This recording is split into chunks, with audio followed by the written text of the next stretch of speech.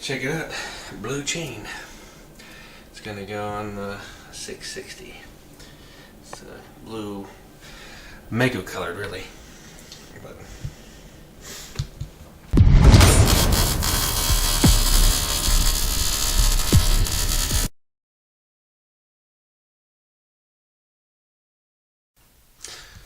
welcome to the Maicos 700 Buyer's Guide. Well, actually, you can actually buy any of the newer Maicos with this guide, not specifically the 700. So, let's get started on this. And the first thing is, where do you buy it? And how do you get it to your house? So, well, first you buy it at the website I've linked below here. It's Costler KTM, and you can go to their website, and the link will be in the description as well. You can go to their website, and you can email them, and you can, first of all, you can build whatever you want. So, for example, this here is a motocross setup. It doesn't have the lights or anything. It's not enduro, but it has the enduro engine. So it has the 5-speed enduro gears. So you can get some amount of customization since they build them by hand. It took 3 months to build it. If you go to the website, the price shows you with and without tax. Fairly certain that you don't pay that tax if you're out of the country. So the first thing is you buy it, they build it however you want it. And like I said, it took 3 months for me, but I mean, time's gonna vary. So then the next thing is how to import it. Well, shipping you can do by air or by sea. Sea is cheaper. I believe it's half price. I think I paid $1,500 to ship it by air. And then you need to have an import broker that can deal with the paperwork and can do the customs. And for me, it cost me $450 to get it through customs and pay the import broker. So looking at around $2,000 on top of the price to get it in, and then that's somewhere between $10,000 to $11,000 depending on what the price is. So, and to find an import broker, you just look up online for import brokers for the port that's by your place. Now, there is paperwork that you need to submit to allow this bike to enter the country. The first thing is the national transportation paperwork, which is fairly simple. You just say you're not bringing this in to ride on the street. It doesn't have lights and anything like that, and then they don't care. They don't care about traffic safety thing for this thing if it's not going around the road. So it doesn't really need to have all this safety crap on it.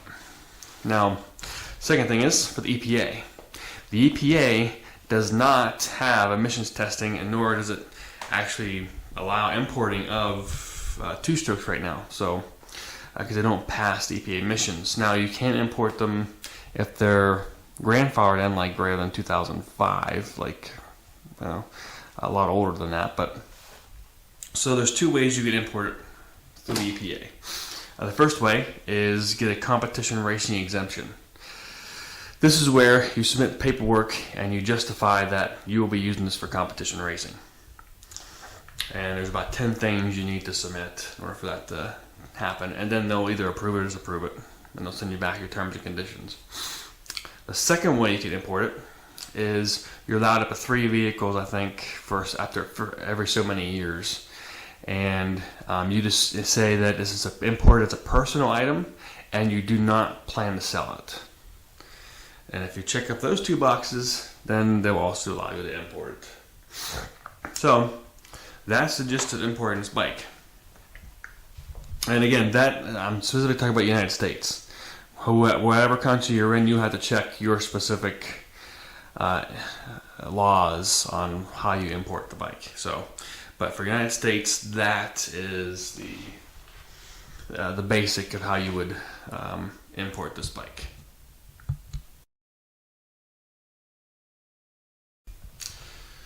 So the next question is, what are some things to look out for out of the box? So the first thing is the kicker. So these things need to So whenever you put it to top dead center to start it, so you put it top dead center.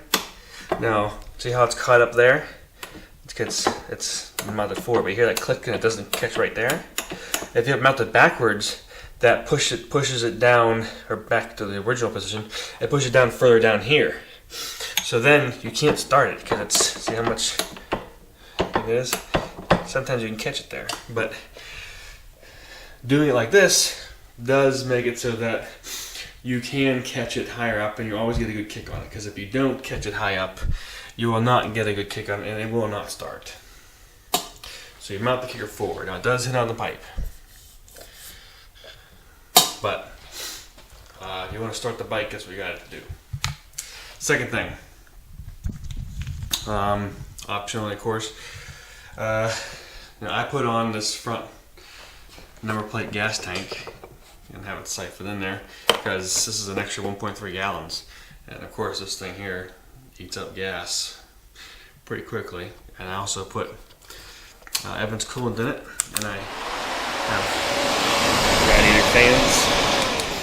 So the radiator fans, and they trip at 212 degrees Fahrenheit.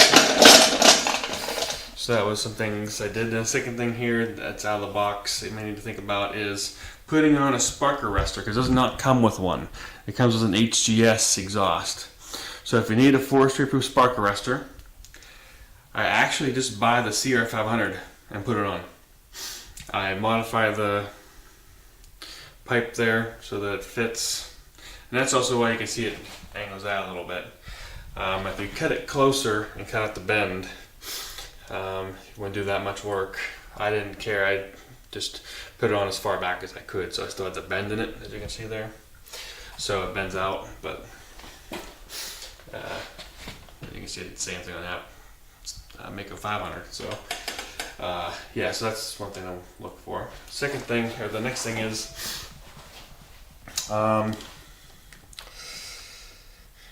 so first of all, when you're pulling the clutch, it's extremely difficult. It's very, very heavy, so it's very, very hard to pull in clutch, even compared to older Maicos. So that's one thing to remember. But next thing is over here. It comes with a plastic line, and that broke for me, the plastic clutch line. It broke really quickly and pretty easily. So this here, I put on a steel braided cable, clutch cable. So, and this is just, I mean, it's a Magura part on the master. So, and then the last thing to worry about is just that that the intake over there has the air boot has a possibility of rubbing on the shock. I've heard some bikes it has. I haven't had a problem with it, but some people have said they had an issue with it. So just be an eye on it and take a look if it seems like it's causing an issue. But you can also try to put a piece of metal between it so it rubs the metal. Someone did that on that bike over there, but on the 620. But so yeah, those are the couple things. Now starting the bike, you're going to want to prime it several times, maybe 5 to 8 times. Just slowly push the kicker over to fill it up with gas with the choke on. Then get the top dead center. Pull in the compression release up here, but don't pull it all the way full, pull it halfway. What I found is that, as you can see in here, so you can see the compression release is open all the way, and it's closed all the way. This is halfway. So if you just close it all the way, the spring collapses, and now you're restricting the airflow. So it didn't actually remove that much compression, and you still couldn't start it. So in order to get the maximum airflow and the maximum compression release to start the bike, you have to use the compression release halfway. At least that's what I have found, and it's been true on the 700 and the 620. So just remember, it may be hard to start if you don't do it halfway. So those are some things to look for, or you may have to deal with out of the box.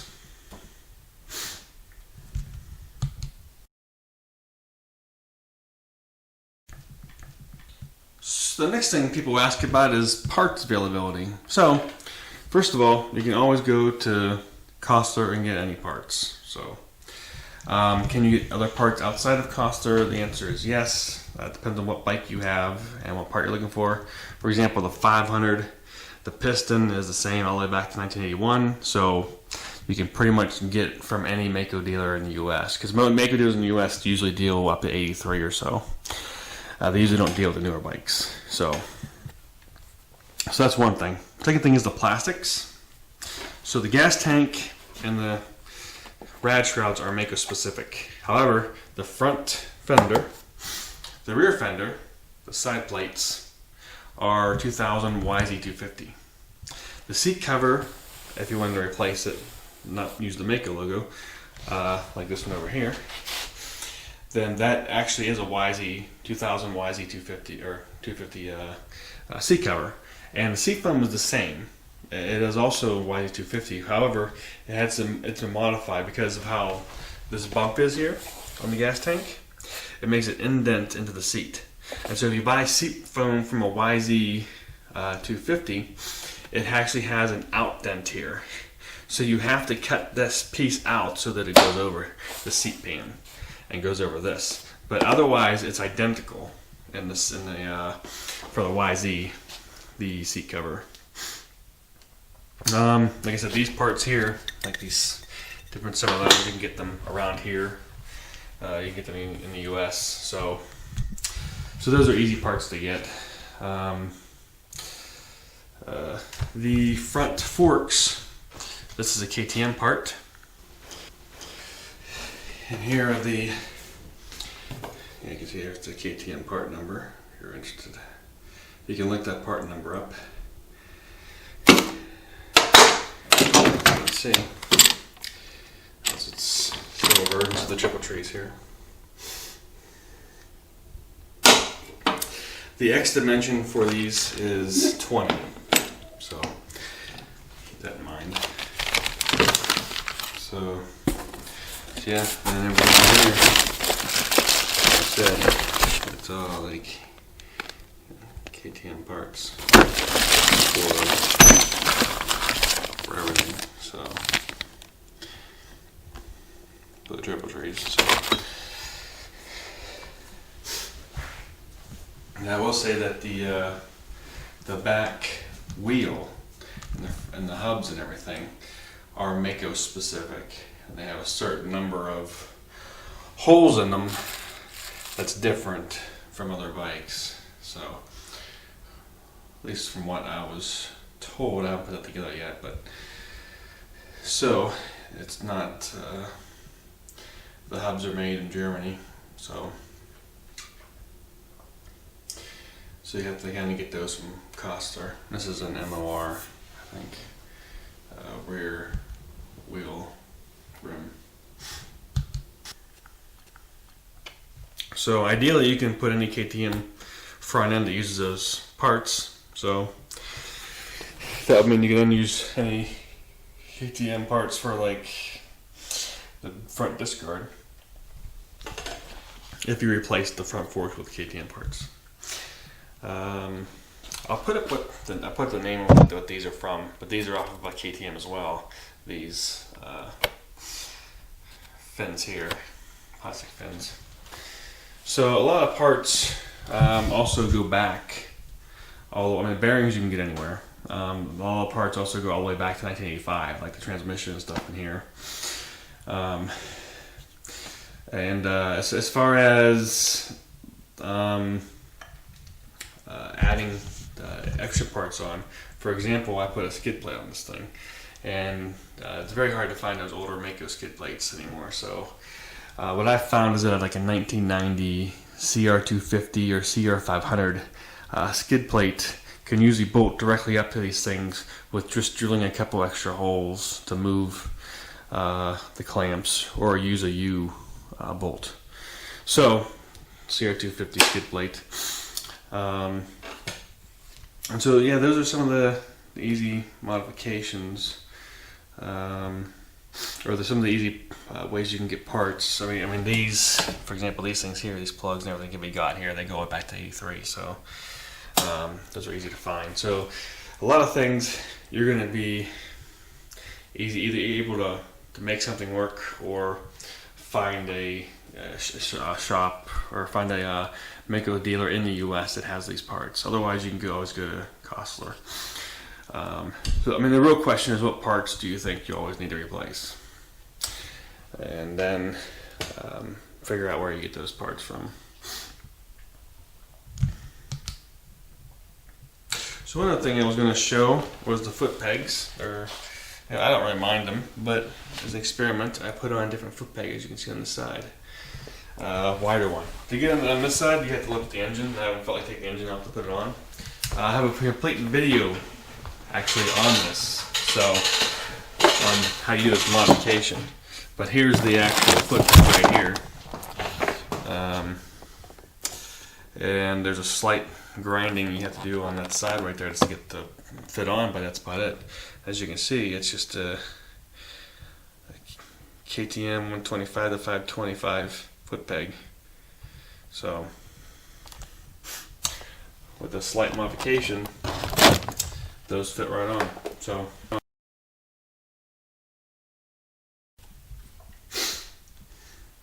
modifications. So I'm going to say that I mean, out of the box, this thing has so much power that you don't.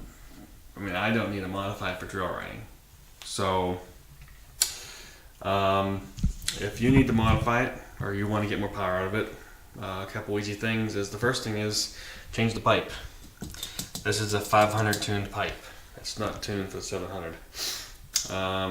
So you can go to some local shop or some other ones in the United States and see if they'll be able to make you a pipe for it.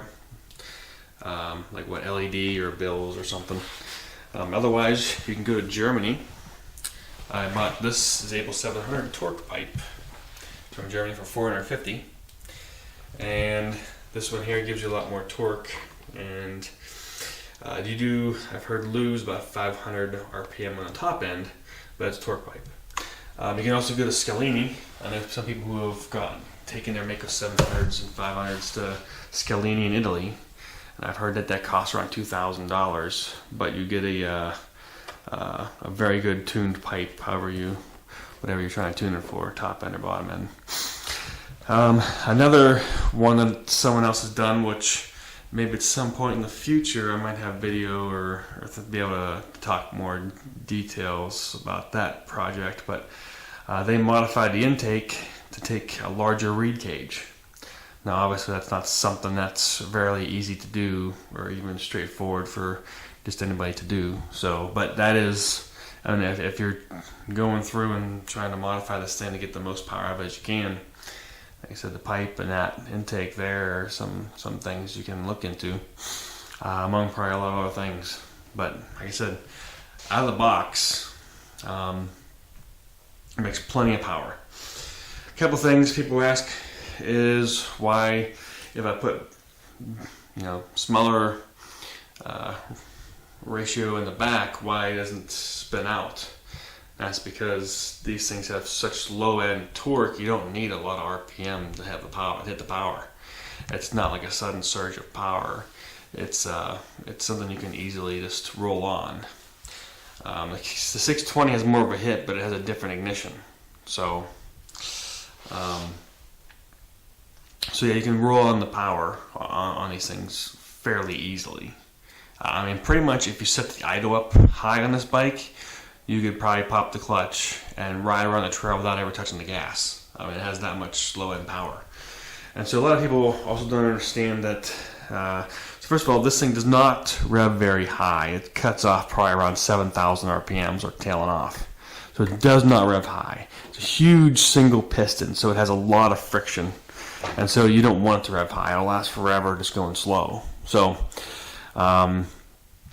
that's one thing. So then the torque on this bike comes on very early, and you hit the horsepower also fairly early.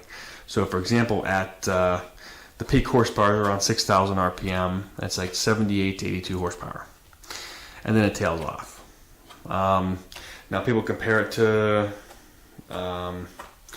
other bikes such as multi-cylinder bikes, and that's no comparison. I mean, each cylinder in a multi-cylinder bike has less friction, and they can go to a higher RPM. And typically those bikes have no low RPM power at all. They have no torque until they start hitting like 6,000 to 8,000 RPM, and then they reach peak horsepower after 10,000. And so you're going a lot faster. If this thing goes at 10,000 RPM, obviously you'd have a lot more power because you'd be spinning more, but it's not tuned that way. It's not made for that. So, and you wouldn't want it to be. You'd want to go to a multi-cylinder if you wanted a higher RPM. The same with the Liger. The Liger actually, and I'll throw up a chart that someone who has a Liger built. It has a Zabel engine, which is not this engine. But then if you look at the Zabel engine, it's very similar to this engine, and that there's low RPM. So if you look at like 3,000 RPM, I mean the Liger's at 20 horsepower, whereas one of these bikes would be at 40 horsepower. And as you can see, this bike tails off. Or the Zabel engine that was tested there tails off, and the Liger doesn't hit the peak horsepower until 9,000. So they're tuned differently, and they have different RPM ranges. So like I said, these bikes are very, very low end, high torque bikes. And if you want them to hit, like I said, you can probably try the other ignition and do a lot of modification to this bike to get more power out of it and to get the hit if you want to hit. So the 620 hits, and it's the same engine, just different bore. So the only thing different between them is that bike has a different ignition, has a Zabel ignition. So whereas this one has a Zabel PBL ignition, or this one has something else. I don't know what it has, but it's not the Zabel PBL. It doesn't have a CDI box on it. So that's modifications you can do this bike. And as you can see, this bike here, someone did modify the tank, cut it open to get it was a previous owner, not me, to get a dry brake or a quick fill system. And you can see I bought this recently, blue metal gas cap. So and as you can see, the stock gas cap. I'll tell you what, the stock gas cap, that's one other thing about this bike here, and you can see that the other bikes have the same issue. So, it's a black tank with a very, very small black hole. So it's very hard to see. So you're very, very, you really have to listen to this thing start to fill up fast. So you can actually stop filling it up before it overflows, which is nice about that one. It's fairly, the dry brake system that was put on there is fairly big, so you don't have that problem. It's such a wide cap there, so, and it sticks up high too, so it's much better to fill up than the stock one. So that's another thing you can think about as a modification. So I hope you liked the Maicos 700 buyer's guide. I'll have links in the description of some places you can look for parts and where you can buy the bike.